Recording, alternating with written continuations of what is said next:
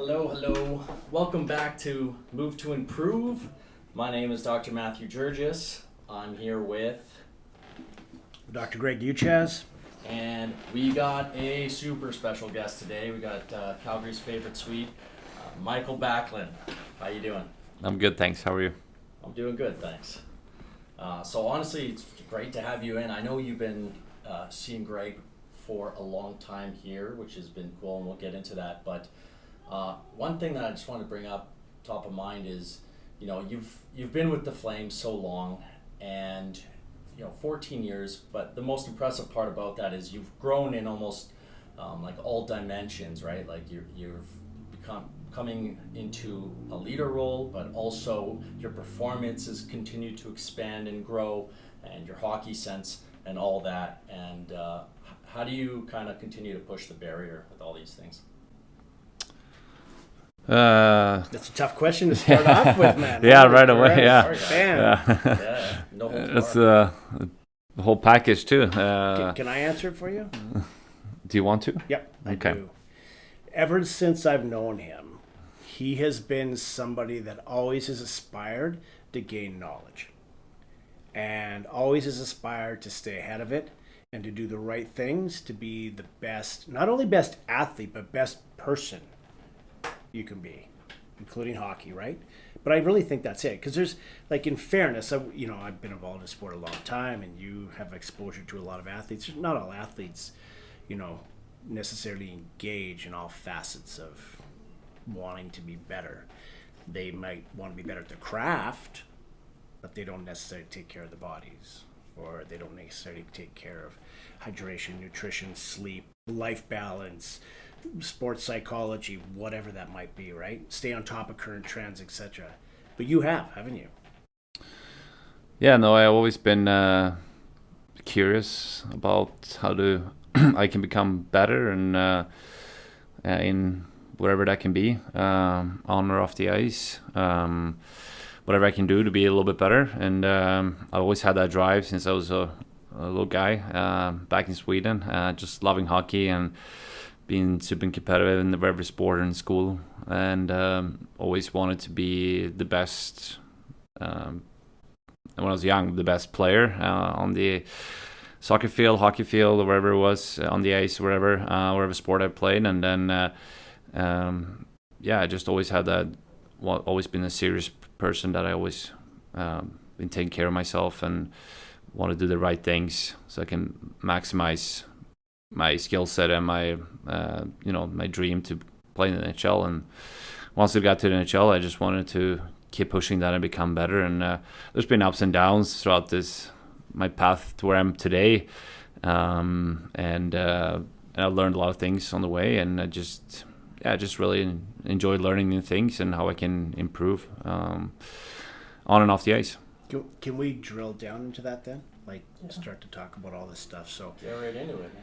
yeah, so that's kind of what I want to talk about. I want to talk about you as an athlete becoming world class, right?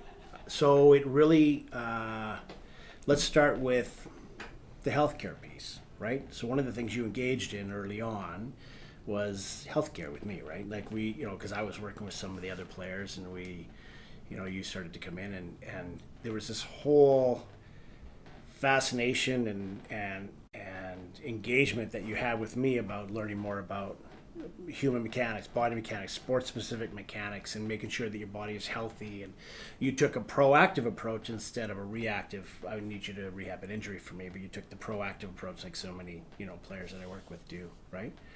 Can you dig into that a little bit? Like what made you want to do that? Because you saw some of the other guys doing it, some of the team leaders, or did you just feel that this was a thing that you wanted to? Well, I think I kind of learned the hard way too, in the off season in Sweden, getting some injuries, and needed to get some treatment and some work. And I had to, wanted to push myself, because I always wanted to really work hard in off season and really push myself. And sometimes less is more, and I've learned that the hard way too. And but I think learning or having a few injuries in the summer and know what I got to do to stay on top of, to stay healthy, helped me, and started working with a couple of guys in Sweden, and then coming over here, and I had a back injury that was nagging. It wasn't anything serious, but it was just nagging. And I remember, talking to the guys on the team, the veterans, and they recommended me seeing you. And from that, I think just the feeling I've had ever since then, it's just made me feel so much better on the ice and healthier. And I just always wanted to take care of my body and make sure I can maximize my performance. So I think, and also working with all the guys on the training staff that we have, and use them, and so I think it started the hard way, and then I just learned what my body needs to be able to perform and stay healthy, and if I want to and stay in this league. Yeah, I think that you guys kind of touch on a good point where an injury is a learning moment for sure, and even at the elite level, that injury was a weak spot, and so now you can recognize it and build upon it, so that you're not having, even though it might be not an injury once it's dealt with, it started off as an inefficiency that kind of moved down that line and slowly grew into a problem.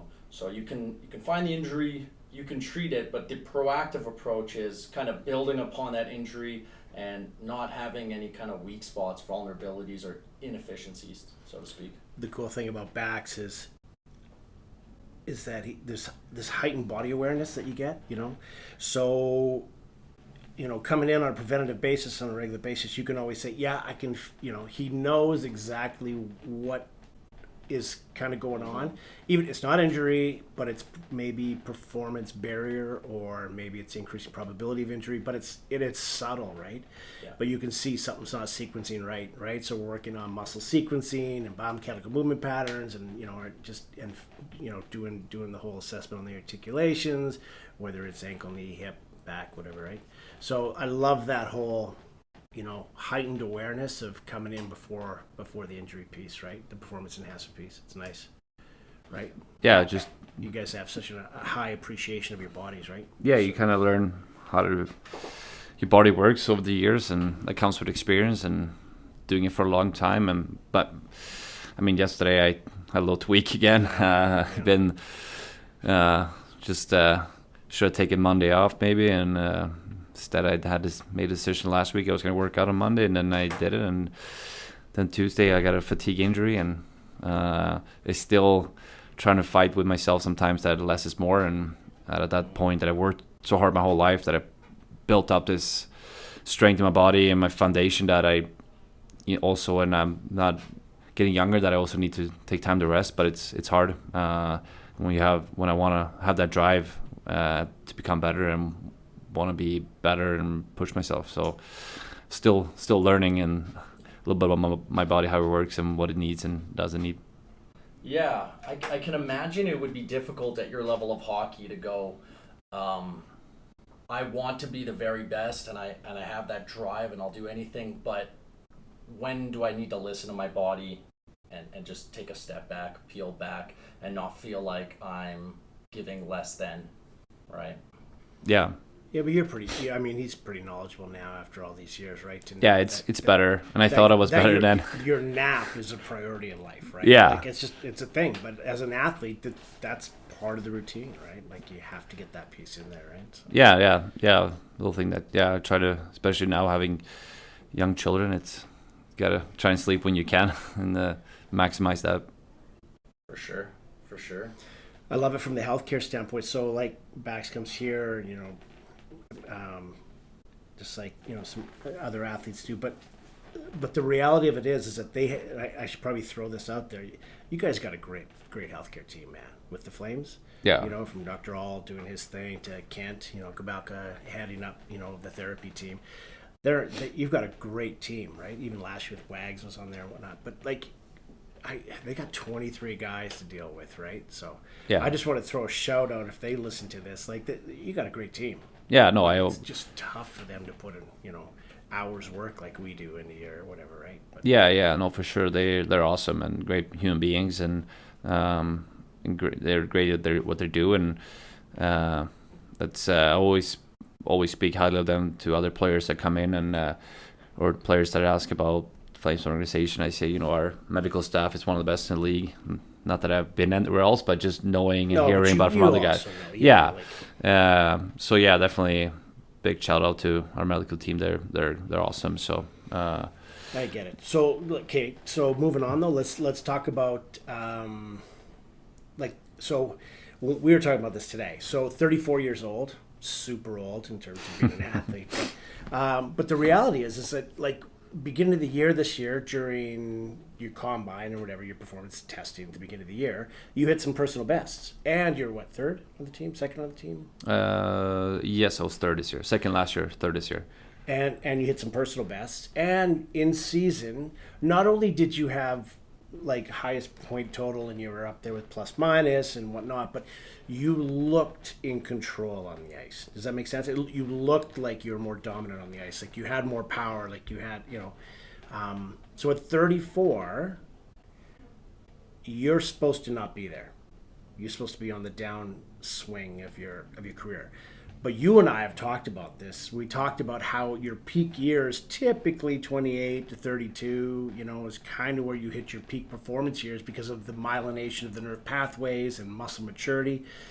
And you and I have talked about this too, that because you've spent so much due care and attention to your hydration, to your nutrition, to your sleep, to your mental well-being, to your balance, like all these pieces, to your healthcare, to your training, that your peak years, you're probably hitting your top myelination years, the insulation years, 34, 35. We'll see what happens this fall, right, with testing and whatnot. Do you? I don't know. Do you want to expand on that at all? Like, you got a pretty good team in Sweden that you're working with too, right? And here, and they're doing a lot of functional stuff with you, right? Yeah, no, I have worked with my personal coach, Mats Emanuelsson, since summer of 2009. So it's been a long relationship, and he does everything for me. He's a power skater in the beginning, or that's his main thing, but he's also we've done some off-ice training early on, and he's also my part-time, combined with you, Greg, my mental coach, or person I can ventilate to and talk things about, and that I can trust and get some good feedback. And he's excellent in everything. So it's been a great support to have during my career, and also working with Patrick. So Mats doesn't live in my hometown. So early on, when I started working with him, he would give me programs for workouts, and I felt like after a few years that I needed someone to be there to check that I'm lifting the right way, because I had some injuries related to that I was lifting not the correct way, and maybe my posture wasn't correct, and maybe I was lifting too much or too heavy, and just because I lifted too heavy, my posture was not great, and you break it down. Yeah, so I felt like I needed someone to be there, and in 2016, I think, summer 16, I started working with Patrick in my hometown, and I still work with Mats, of course, but more on ice stuff and the mental side of things, and talking hockey. And Patrick is all off ice fitness training back home, and he was been great for me too, and coming in some new set of ice. And when he came in, I was already established in NHL and worked a lot of years, a lot of summer training, but he still had some really good ideas and how I can even more maximize my performance and skill set, and he's been really, really good for me. And last summer I started working with a new skills coach, like on ice skill stuff as well, and just to be even better offensively, to be more creative on the ice. And I thought it was a good start with Anton last summer. So I got 3 guys that I'm working with, and a massage therapist as well that I started working with a couple of years ago, and so who lives on my street, which makes it really easy and convenient. Now when having kids, just walk down the street and get a really good treatment session. So I got a good setup in Sweden as well, and it's something that I've always been important as soon as because in Sweden, when you play pro, you work out all year round together. Like, you have 12-month contracts. Oh, yeah. So I had that growing up until 2009 because I came over to play for Kelowna in junior here. So I came before coming home this summer. I'm like, what am I gonna do this summer? I don't want to just train myself. So that's when I reached out to my agents, and they recommended Mats, and So that's why we started working out together. So so yeah, it was a little different back in Sweden how the team always do the training together. Year round, hey, for this. Yeah, they do. Yeah, they have 12-month contracts. So unless you're an import, you gotta stay with the team, work out. You get like 3 weeks off in July, but other than that, you stay together. So that was a big challenge for me, starting working out on my own when I was 20 years old. Yeah, and so yeah, right there, I was had to take some big steps and mature and learn about my body. Light years ago, hey old man. Yeah. Light years ago. Yeah. Okay, so a couple of things I wanted to share with you. So one is, I gotta remember them now. One is, one of the things that I've seen Bax excel at with his physical training is your first 10 feet. Like your ability to get from point A to point B, right? Just that first stride, and that's explosiveness. Like that's absolute power, right? It's that's been super impressive. And I it would be interesting to see if we had advanced metrics on that, right? If you compare you to other guys in the league, because it's, Yeah, we like that was something that wasn't genetic for me. Like it wasn't anything for free. Something I worked really hard on all my career, and that's why I've had a lot of summer injuries as well. Just because I'm working a lot of speed and power, and started working with Patrick. He helped me work even more on that. So that's something that I really pushed over my career, because I wasn't that explosive when I was young. I was always a good skater, but not explosive, and something I always worked on, because I know how the league is just getting faster and faster and more explosive, and that's something you need. So it's all that plyo work you were doing, and all the balance, you had the weights and jumping around, and yeah. So then during the 21 COVID season, in the Canadian division, we couldn't do fitness testing, so all we did was force plate jumps, and I won that testing. We did 3 different jumps, and I can't remember. I won one, and I was second and third, or third and third of the other 2. So which made me pretty. It was a short test, but it made me really proud, just because I know there's a lot of hours behind getting to that point where. Yeah, and you can tell in the ice. That's one thing that totally is impressive.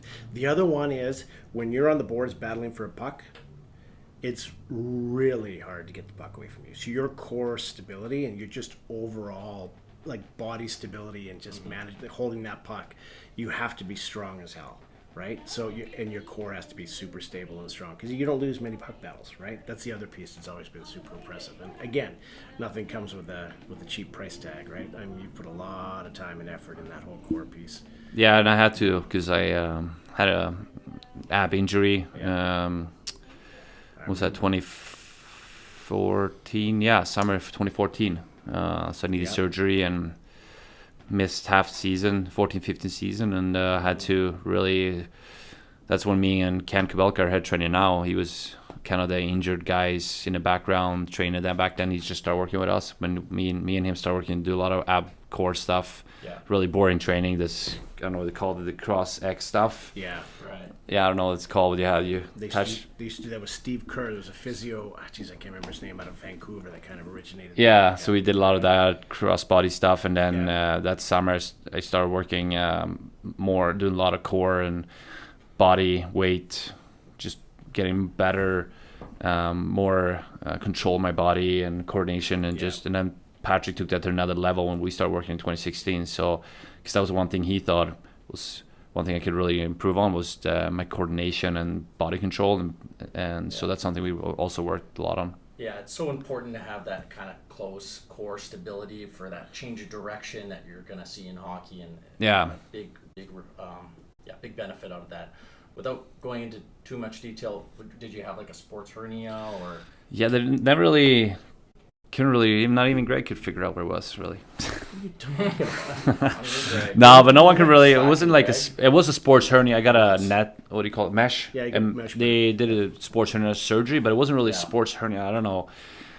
It felt like a sports, but they said it didn't look on the MRIs. I don't know. It was weird. We tried. But with a sports hernia, you'll never see it on ultrasound, CT, MRI. The only way you'll see it is with exploratory surgery. So they go in, they find it, they put mesh in. Yeah, so maybe That's where you went to St. Louis. But no one. Yeah, I went to St. Louis for surgery, but no one really told me on the team. There was a different medical team than we have now, but no one really told me it's a sports hernia. So, I mean, I tried we tried everything, PRP, Prolo, everything.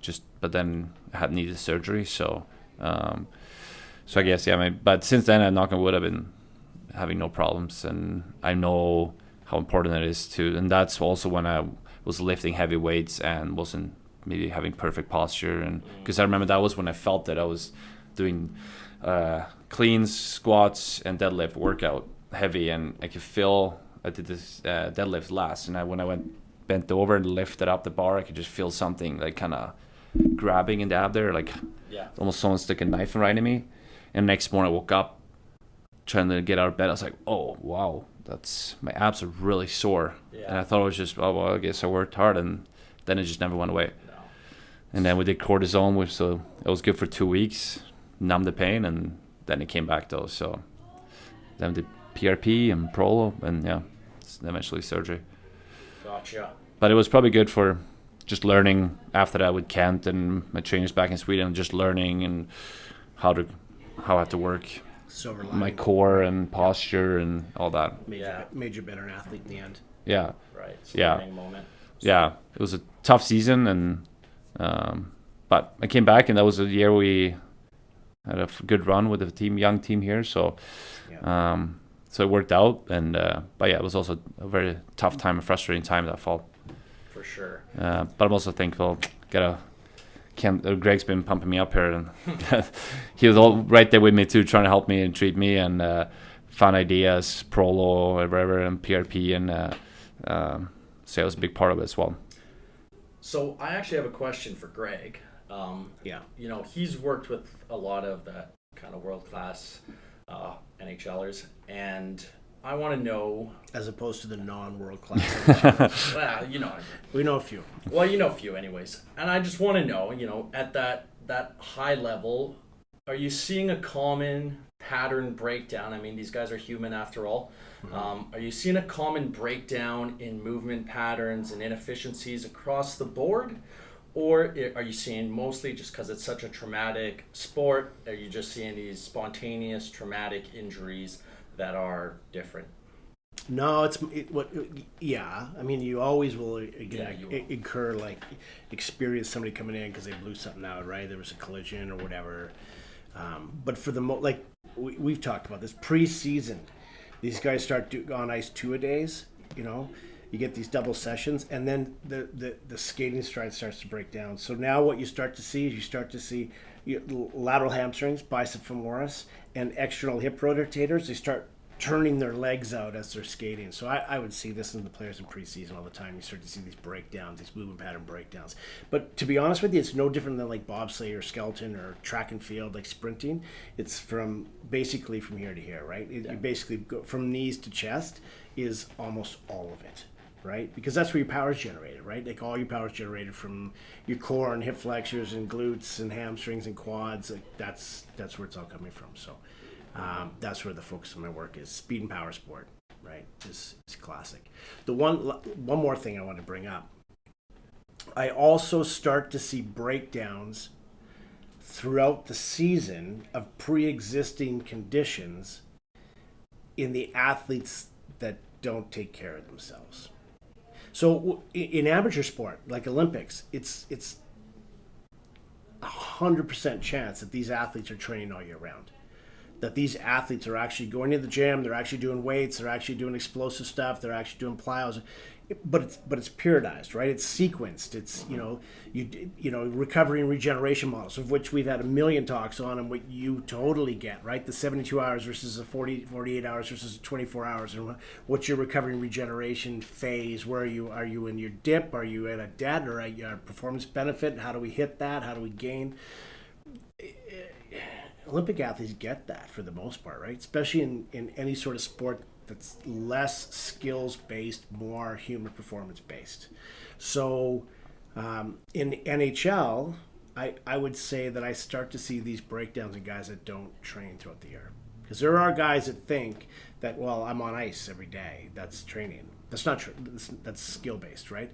So, and they might play 10, 15 minutes a game, like, that's not enough, right? Like, you're not putting the energy expenditure might be a 70% thing. So yeah, you can do it every day, great. And you'll gain a little bit throughout the year.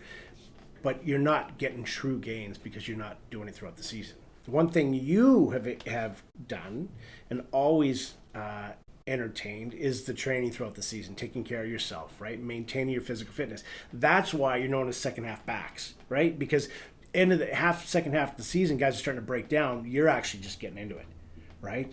Second half backs, right? Everybody's talking about that. And so is it you being in Sweden signing 12-month contracts that got you doing that? Was it me completely harassing you for the first 10 years of working with you that got you into doing that? Was it a player that like Giordano that got you into doing like what influenced you? Well, I think at the time when I was in Sweden, they didn't really do that in-season training that much. It started coming more from over here. Like working out after games was not a thing when I was young in Sweden, but now it's a thing in Sweden. So I didn't do that when I was young in Sweden, but I remember coming back 12-13 season during the lockout, and we were working out more during the season, doing more after games and stuff like that. So that started to become a thing in Sweden, but also, you and me talking about it tons over the years. It's definitely a big part of it, and also seeing Giordano, like you said, and also Iggy, seeing the two of them always taking care of themselves in the gym. And both of them play big minutes. And I remember I was young. I was like, we would play game at night, and next day we have morning practice. And I was as a rookie or second year guy, I would feel like exhausted next day. And I only play 10 to 15 minutes. And I'm like, how do these guys do that? Play 20 plus or 17 plus and now I look back at it, I'm like, now I'm there, and now I know how much training that takes to every day feel good, and how much work they put in, how much work I put in now, and being able to, after playing 20 minutes a night, next morning I'm fine coming into practice and do a regular practice. So, but yeah, a little bit of combination of talking to you, talking to Mats, and then seeing the also talking to our fitness coaches on the team, and then seeing the big guys doing it in the room when I was young. Yeah. It is the longevity key right there. Yeah. Right? That's one of the main keys. Yeah. And I always like to take care of my body and always have that drive and seriousness that I always want to make sure I stay on top of things. So it just came a little natural to do it, but I just didn't know about it until I came over to North America, that was what guys do over here in the NHL. So, but I always enjoy doing it mid-season. It makes me feel better too. Just you can tell if I go a stretch where we travel a lot and I'm injured or sick or whatever it can be, and I can't work out for some reason, I feel like, okay, I need to be in the gym. I can feel right away. I feel it's been like 10 days or. That's heightened body awareness. Yeah, I just feel it. Like I need to get back in there. Kind of press that reset button. Yeah, so I remember feeling after doing bye week this year in Mexico, I went in 2 or 3 times in the gym right after the break. I worked out hard, did a hard bike ride and like some hard workouts before I start playing. And then on that road trip, I just put in the work in the gym as well. Even though on the road, I tried to work out as much as I could. I remember feeling great that week, like right after the break, and next couple of weeks after coming out of the break, just feeling really good, like the best probably I felt all year. He also has that keen understanding of that recovery regeneration, platform, right? So know that 72-hour window, if you smash yourself, right, with a hard workout, you're going to hit your performance peak in 3 days. Yeah. You also know that if a team plays every 48 hours, every 2 days, and they got like an 8-game homestand, like by game 8, they're like destroying teams, right? Because you're just hitting that performance peak, right? Yeah. And then that's why when you have a game the next day, you'd feel like crap, or 5 days off. It drives me crazy when you hear all these radio guys, these media guys going, "Oh, they got 5 days off. They should be so refreshed, ready to go." You're like, well, no, they've actually totally went past their performance peak. They're back down. They're going to come out totally flat, right? Yeah. It's the same thing resting guys for playoffs. Like, why do you think Florida beat Boston, right? Yeah. Boston went in, they've been resting for months. They won their division, their conference months ago. Yeah. They haven't played that intensity and that level, and now you try to ramp up? Like how? Yeah, like, you're almost playing on credit, so to speak. And then here you have Florida that's been doing that for a month. They're totally ready to go, right? Yeah, we got to taste that too here versus Colorado. You did. You did. 17, 18. I remember, I remember it was you and who was the other person? Was it Sam Bennett? That was like, oh, Backlund's unreal in the playoffs. Yeah, because kept saying, don't rest. Like go. You came out, you were solid, right? But guys were resting, right, getting ready for it, and they just came out flat, right? Yeah, and Colorado came in hot and just smoked us. Yeah. Yeah, I get it for sure. Same with Florida. Yeah. Yeah, same with Florida. Yeah, now they got something special going. Yeah. Yeah, and you and I can just see what Chucky's doing. I love it. All right, well, we better wrap it up here soon, but I know there's a couple questions that a lot of people are hoping I ask. I guess one, any predictions you want to give off for playoffs? It's hard. After the Florida beat Boston, I was like, well, Toronto for sure beating them. They looked really good. Then they were flat, and now it's like, well, Carolina's the best defensive team. There's no way Florida's gonna get through that. And Carolina's been so structured, well coached. Well, now they're down 3-0. So yeah, I don't know. Vegas, but I do believe if Carolina wins today, I think they can push it to 7. I think Jane Benn's probably getting a suspension. I think it looks pretty tough on Dallas. I think maybe they can win next one and bring it to game 5. But I think Vegas will finish off in 5. And then, yeah, who knows if Florida makes it?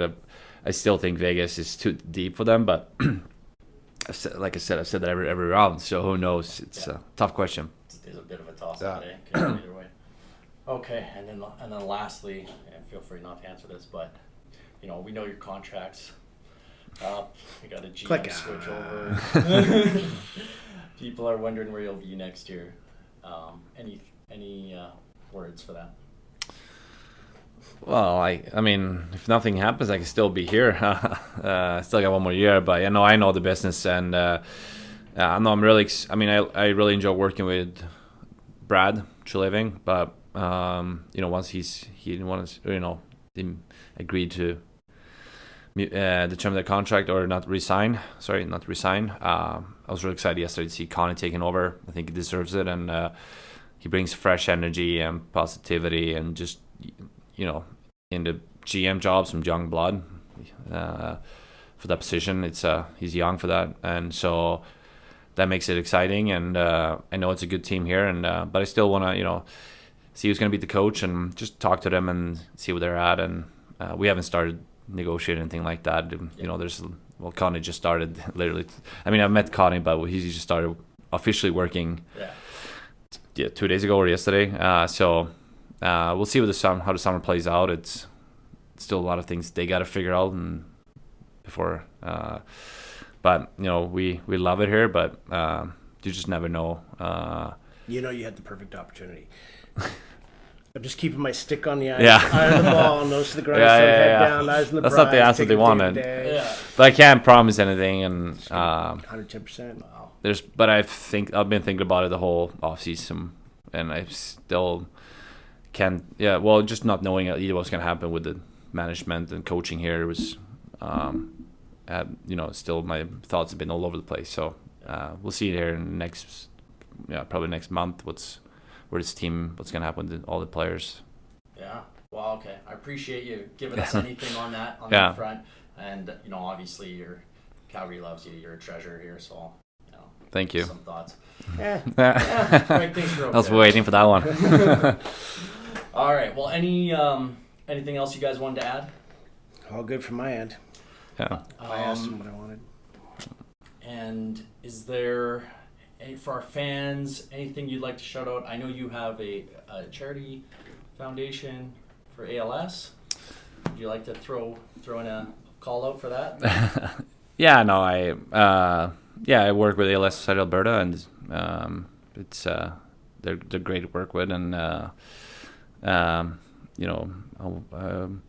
hope we always can raise as much money as possible and awareness, and same goes to other charities that I support. And I think it's been out there quite a bit in the media lately, so people know what cause I support. But yeah, it means a lot to me to help out in the community here in Calgary and be a big figure in the community. And I'm very privileged play in NHL and living my dream, and I want to do what I can to give back to the community. And Calgary's been so great to me over the years, so I want to do what I can to help out the city of Calgary and the community and everyone here. So I do feel that people really appreciate me, and I want to give back as much as I can. So it's very important to me.